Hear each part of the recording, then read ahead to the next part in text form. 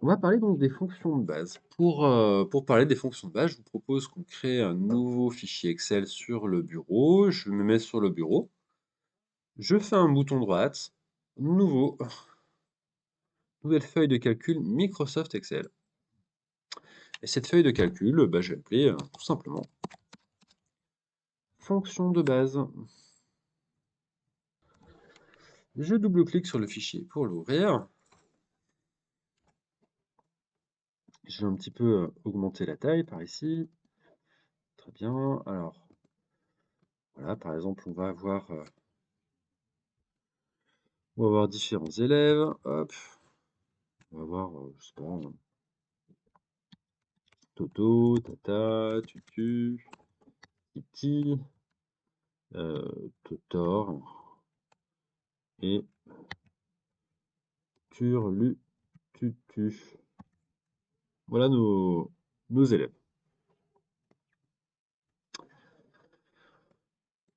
Nos élèves, donc ils vont faire un voyage scolaire, ils vont récolter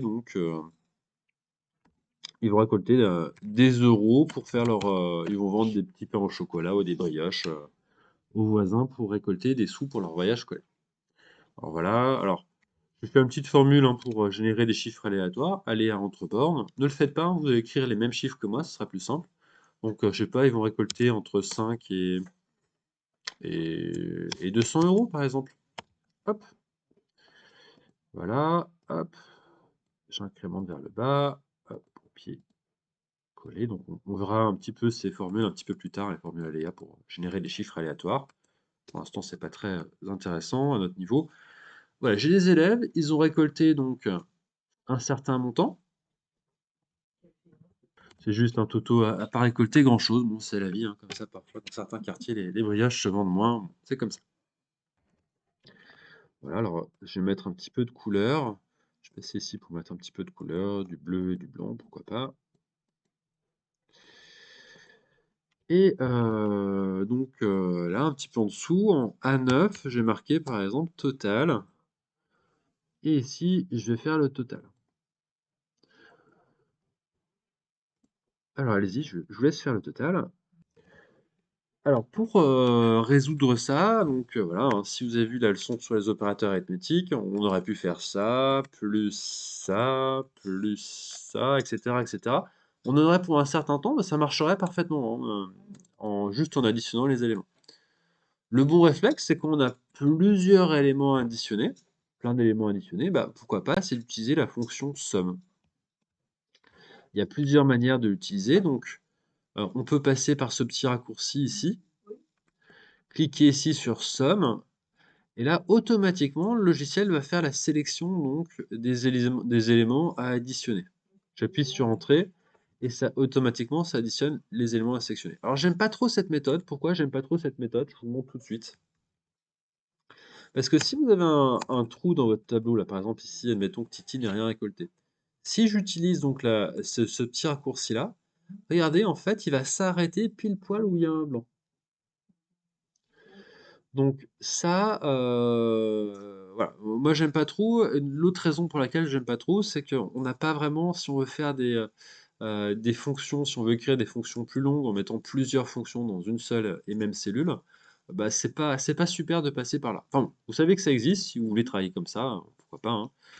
Moi j'aime pas trop travailler comme ça. Ce que j'aime bien faire, j'aime bien écrire mes formules et je vais écrire est égal à somme, j'ouvre la parenthèse, je prends le premier élément et je vais vers le dernier.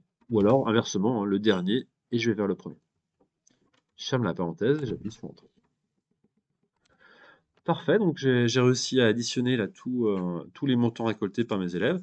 Éventuellement, hein, je peux sélectionner la colonne B et mettre tout ça au format euro, puisque on parle d'euros récoltés. Alors je peux passer format monétaire ou comptable, c'est à peu près les mêmes. On peut passer également ici, donc c'est un format comptable.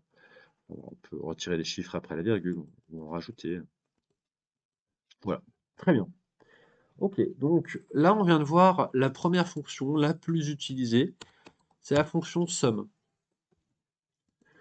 Un utilisateur d'Excel, on va dire basique, doit connaître quelques fonctions. Et bien sûr, la fonction somme fait partie vraiment des fonctions à connaître. c'est la première à connaître, elle est importante.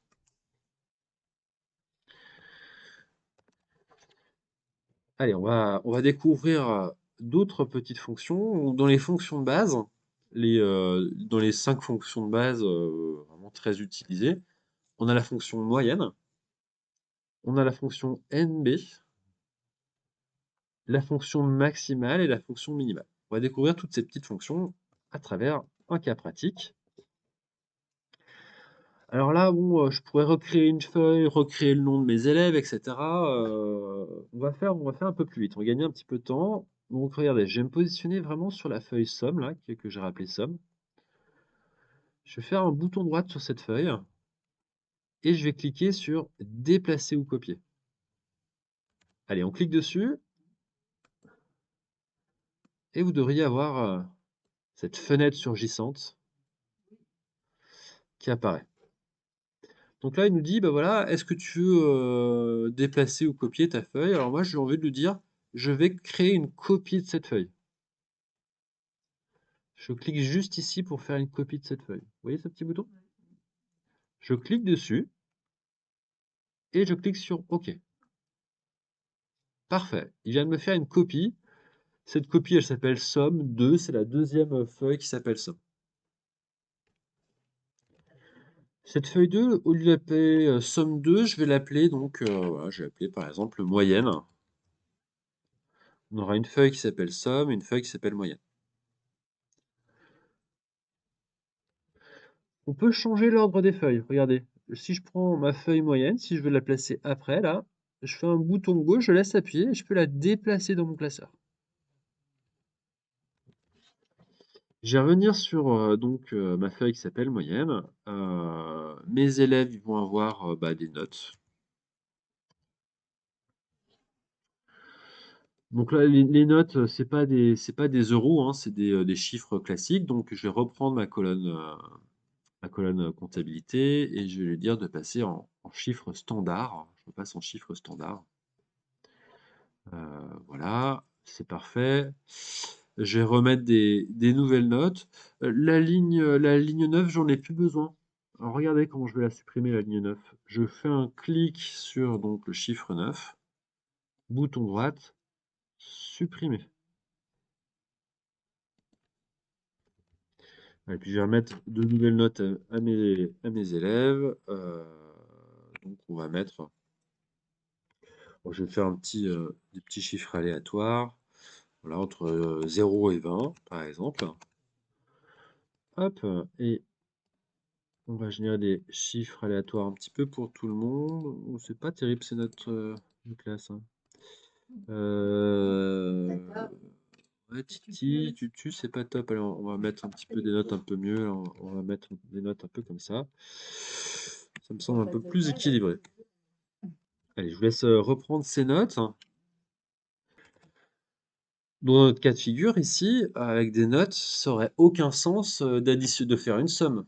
Voilà, on aurait voilà, l'ensemble des notes, bon, bah, ça nous avancerait pas beaucoup plus. Ce qu'on va plutôt faire ici, c'est une fonction moyenne. La fonction moyenne, si vous avez compris comment marchait la fonction somme, ça marche de la même manière. Est égal à moyenne, j'ouvre la parenthèse. Alors d'ailleurs, au passage, hein, quand je commence à écrire égal à moyenne, euh, j'ai une petite liste qui arrive ici, il me dit que ça correspond à ça.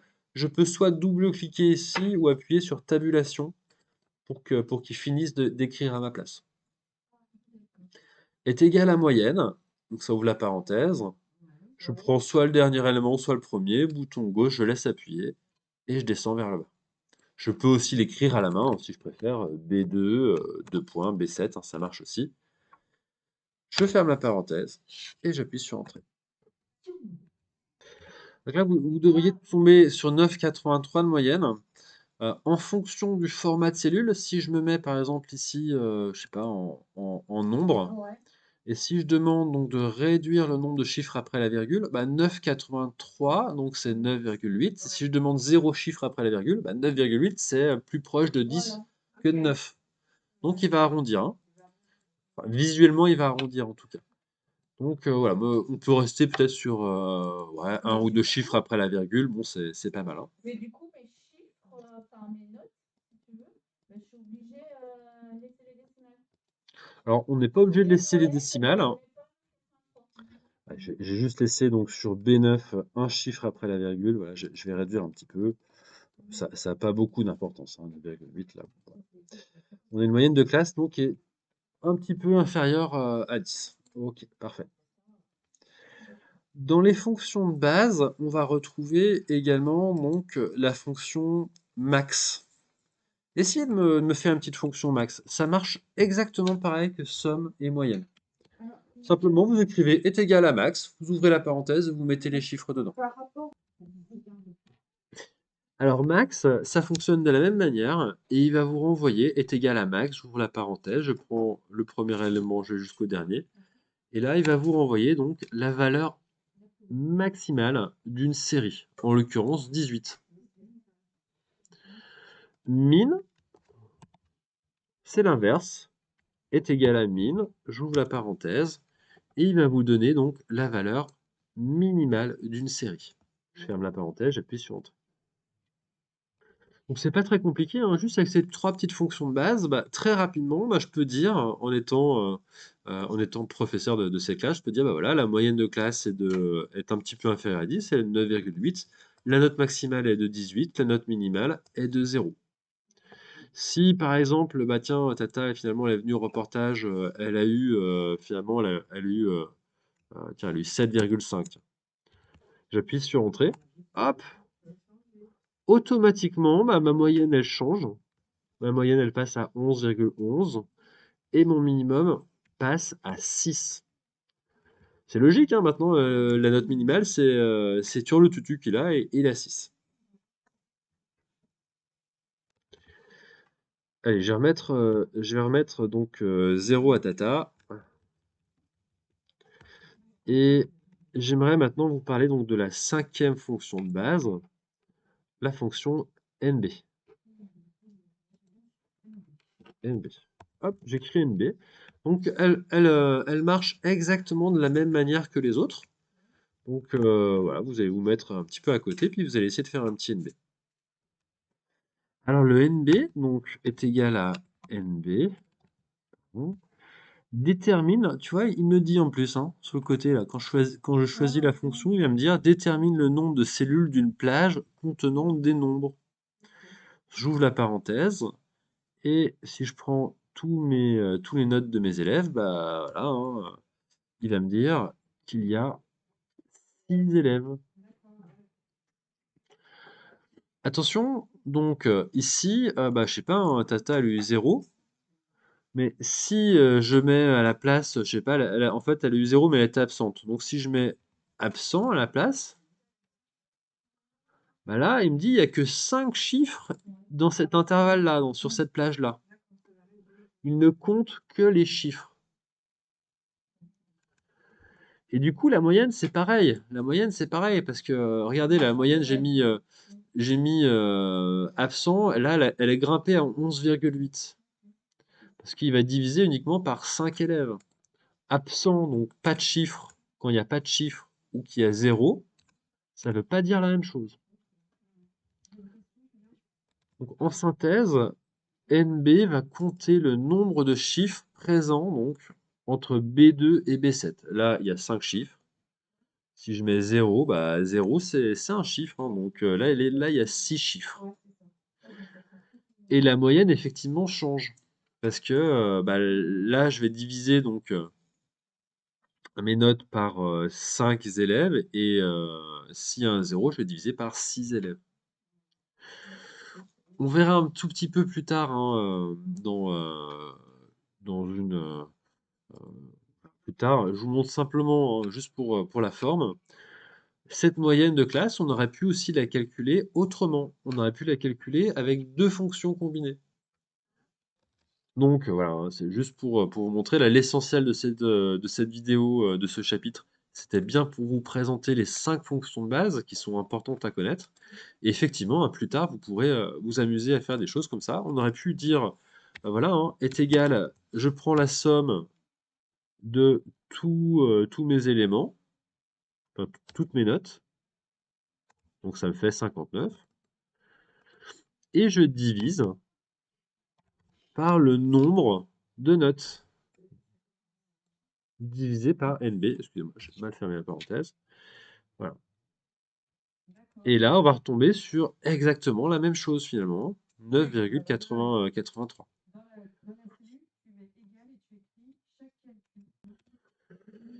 Somme de B2 à B7 divisé par B2 à B7. Ça revient pareil que de faire une moyenne, et c'est quand même vachement plus simple d'écrire est égal moyenne que d'écrire ça.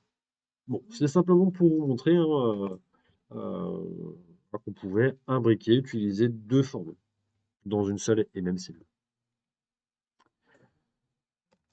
Mine de rien, donc là vous avez appris à utiliser 5 fonctions, les 5 fonctions de base d'Excel, et c'est déjà quelque chose de très bien. Donc si vous savez bien structurer votre tableau, vos tableaux, et si savez utiliser ces fonctions, bah déjà vous pouvez faire une grande partie du travail quotidien qu'on demande au niveau administratif. Alors, il y a plein d'autres choses après, mais c'est déjà un très grand pas. On a travaillé donc ici en ligne, en colonne plutôt, plus exactement. On peut travailler dans tous les sens, en ligne, etc. Voilà, si j'ai plusieurs éléments ici, 5, 6 et 7 par exemple, je peux très bien lui dire est égal à moyenne et prendre mes éléments donc qui sont donc en ligne. C'est possible, hein. Ça marche dans tous les sens, hein. La moyenne de cette série-là, c'est 6 évidemment. Voilà. On va se faire un petit exercice. Je vais donc faire un bouton droit sur la feuille moyenne, déplacer ou copier. Je vais créer une copie. Hop. Je vais mettre en dernière position. Je vais appeler ça exercice. Et c'est exactement ce que je vous propose. Donc, je vais supprimer tout ça. Hop. On va avoir donc différentes matières. Alors, par exemple, maths, français, puis, puis sport, par exemple. Hop, on va mettre la même couleur pour tout le monde. Pour mettre la même couleur, on peut utiliser le petit pinceau. Je clique ici et ensuite je clique sur les autres. Ou alors vous pouvez choisir dans le pot de peinture, hein, peu importe. Je vais vous donner donc différentes notes aléatoires. Hop, entre 0 et 20 comme d'habitude. Tac.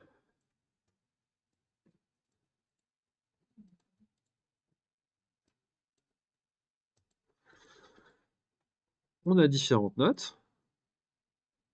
On a différents élèves. Le but du jeu, donc, ça va être, comme d'habitude, hein, ça va être de calculer, par exemple, la moyenne générale de la classe.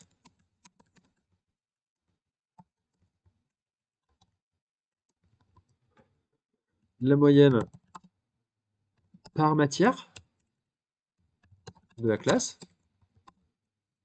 et la moyenne de chaque élève. Hop,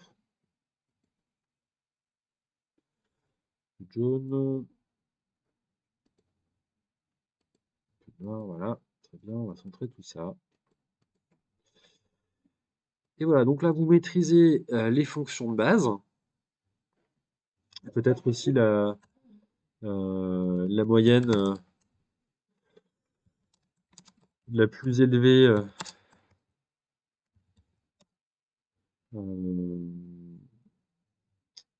et la plus basse par matière, hein.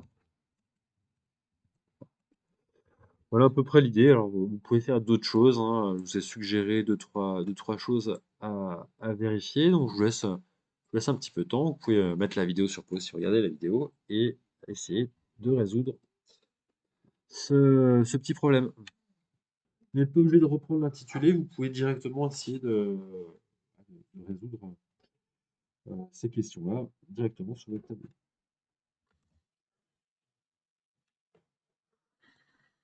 Oups.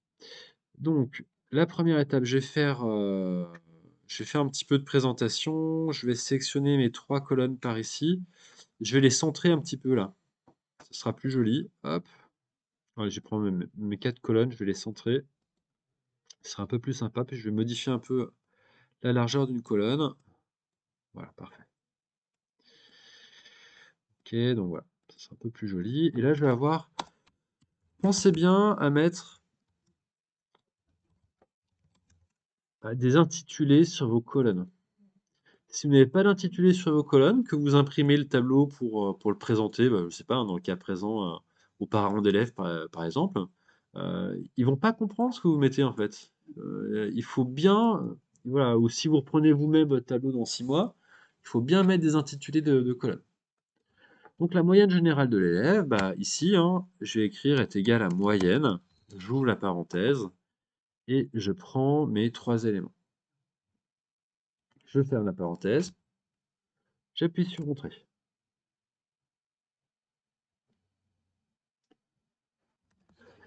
Au lieu de faire de refaire la même chose à la main, de réécrire est égal à moyenne, de reprendre les 3 chiffres, on peut soit incrémenter vers le bas, ça fait un copier-coller. On n'en a pas encore parlé, j'aimerais vous en parler un petit peu plus tard. On peut faire bouton droite, copier.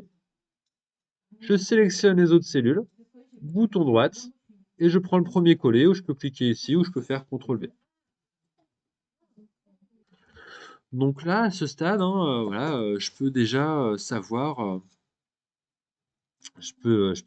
déjà me dire que, alors je vais passer au format nombre, ça fait beaucoup de chiffres après les virgules, je vais en laisser un seul, hein.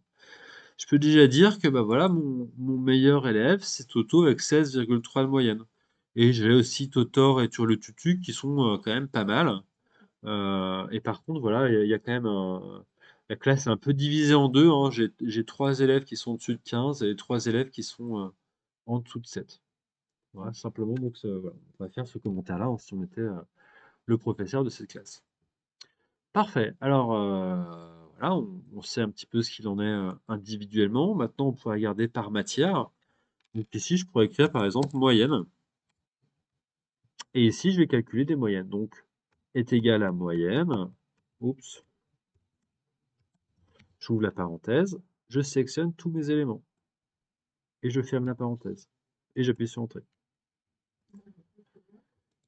Bouton droit, copier. Si je sélectionne les autres cellules, bouton droit, coller. Parfait.